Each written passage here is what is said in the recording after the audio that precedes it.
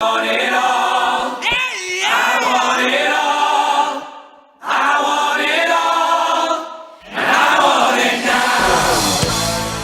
now. What's up, guys? Today I'm reviewing Bohemian Rhapsody, starring Rami Malek, Lucy Boynton, Gwyneth Lee, Ben Hardy, and Joseph Mazzello, and is directed by Bryan Singer and Dexter Fletcher. Let me show you a clip. We're four misfits who don't belong together. We're playing for other misfits. You're the outcasts right at the back of the room. We're pretty sure they don't belong either.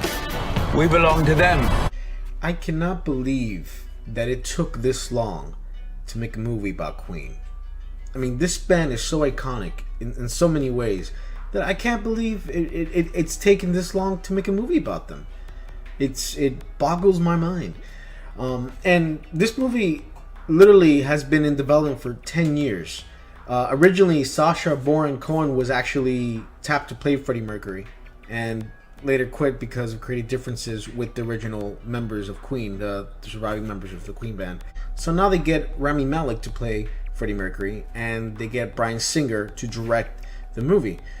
So, okay, cool beans. Not so fast.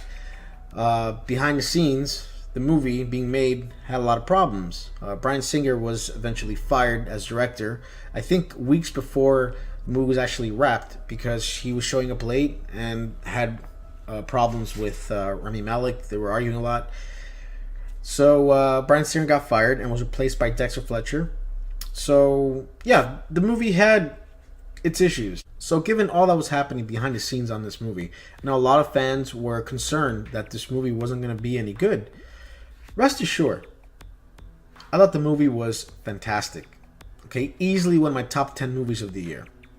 Now I know some critics have been pretty split on this movie. You know, some critics saying that they played it safe. You know, they didn't go into Freddie Mercury's background as much as they should have.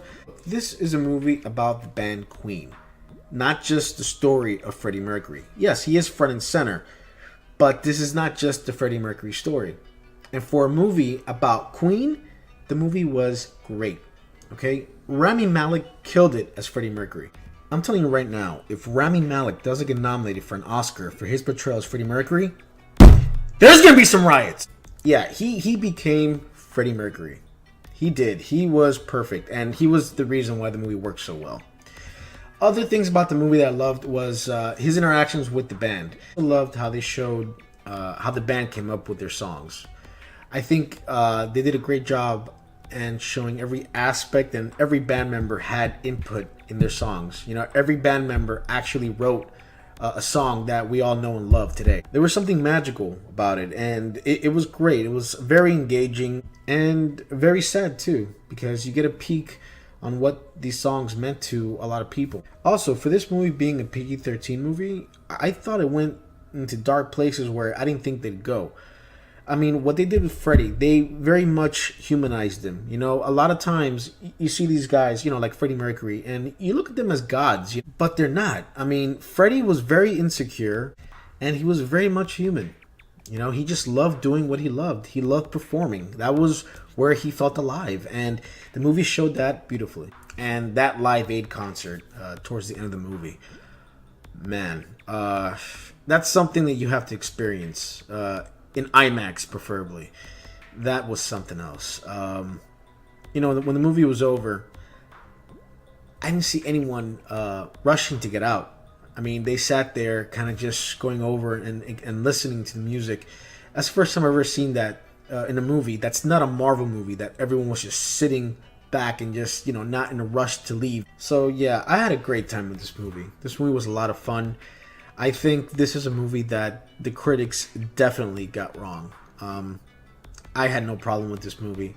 And as far as this movie being historically correct, most of these biopic movies or movies that are based on true stories always have parts in them that aren't true, that didn't happen. Okay? All of them. Argo. 2012, Argo. Directed by Ben Affleck. Won Best Picture in the Oscars. That movie, I would say 70% of it wasn't true. Didn't happen.